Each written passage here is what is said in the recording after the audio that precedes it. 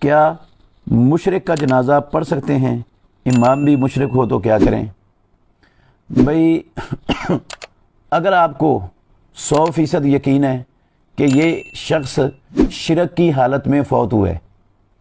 اور یہ شرک اکبر کا مرتکب تھا اور اس نے توبہ نہیں کی، اسی حالت میں فوت ہو گیا، تو اس کا جنازہ پڑھنا جائز نہیں ہے۔ قرآن مجید میں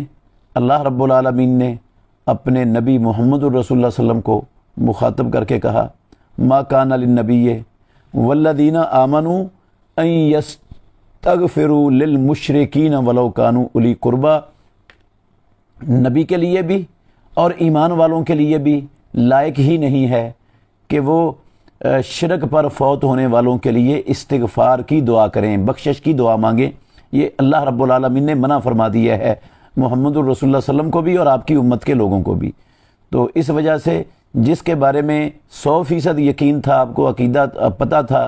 کہ یہ شرک کی حالت میں فوت ہوا ہے اور زندگی بھی اس کی شرک اکبر میں گزری ہے، توبہ اس نے نہیں کی، تو اس کا جنازہ اس قرآنی آیت کے مطابق پڑھنا جائز نہیں ہے۔ اور جس امام کے عقیدے میں شرک ہے تو اس سے بھی آپ کو پتہ ہے، آپ کو علم ہے کہ اس کے عقیدے میں شرک ہے اور شرک اکبر کا مرتکب ہے، تو پھر آپ کی نماز اس کے پیچھے نہیں ہوگی، نہ جنازہ ہوگا۔ اور اگر نہیں پتہ آپ کو تو پھر آپ کی نماز بھی ہو جائے گی، جنازہ بھی اس کے پیچھے ہو جائے گا، پھر پڑھ لینا چاہیے۔